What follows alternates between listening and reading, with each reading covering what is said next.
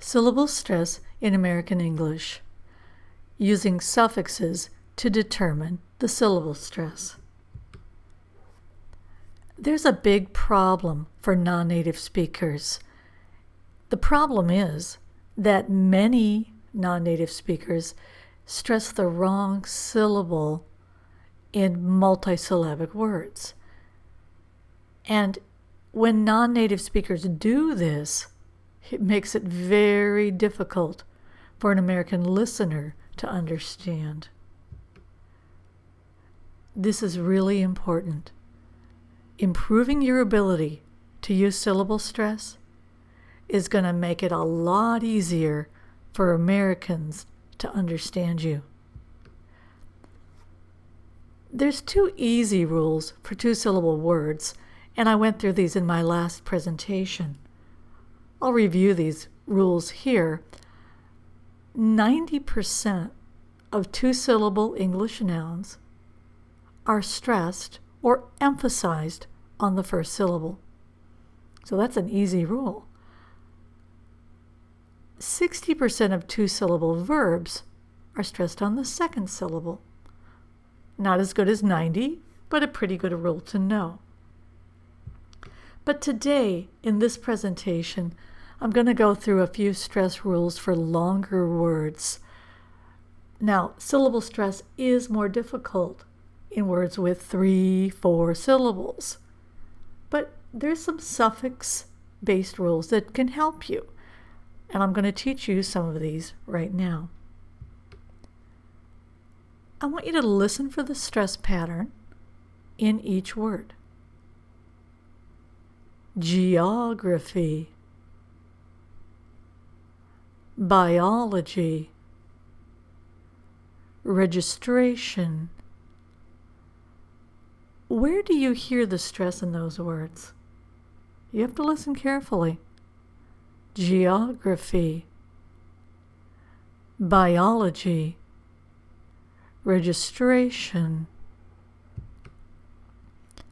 The answer is the syllable before the suffix is stressed. Biology, geography, registration. So let's go through these rules. Group 1. We have nouns. The suffix is agi.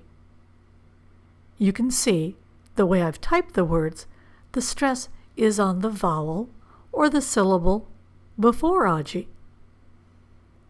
I want you to say biology, theology, psychology. Pretty easy. Let's do some sentences. Biology is the study of life.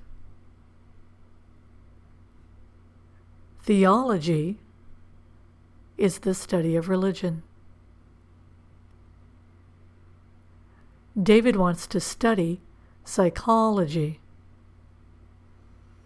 You may not be pronouncing these words with the correct syllable stress now, but if you can change that, it's going to make a world of difference in the ears of the American listener.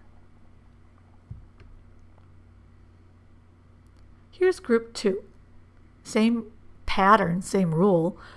These nouns have the suffix graphy, but again, we stress the syllable or we emphasize the vowel in the syllable before graphy. Geography, biography, photography.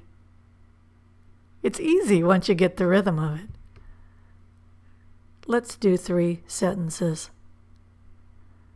Geography is the study of the earth. A biography is a personal story. Tom wants to study photography. Group 3, nouns ending with shun. Again, it's the same pattern. We don't stress shun. we stress the syllable or lengthen the vowel in the syllable before tion. Graduation, communication, generation. Let's do the sentences. His graduation is in June. She wants to improve her communication skills. John is part of the younger generation. Now I have one more rule. This rule has to do with verbs with 8. Verbs that end with the suffix 8. And there's a lot of them, maybe 1,000. So we're going to learn to stress these correctly because most people don't do this. All right, listen for the stress pattern in these words. Graduate, calculate, separate. You can see I didn't stress graduate. I didn't say calculate, separate. No.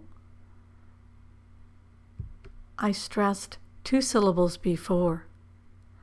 When will John graduate? Did you calculate your tax return? I separated the dark and light clothes.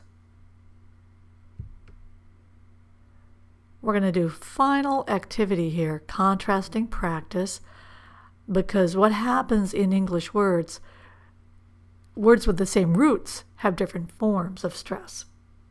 All right, so graduation, the noun, is going to be different than graduate, the verb. Let's take a look. Graduate, graduation. Calculate, calculation. Separate, separation. Investigate, investigation. Appreciate, appreciation. Dialogue practice. When will she graduate? Her graduation is next week. When did he separate from his wife? The separation began in the summer. Did the police investigate the crime? Yes, the investigation started last week.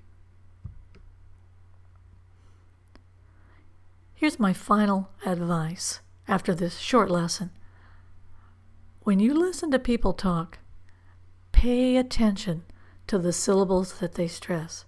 Pay attention to the vowels that they lengthen.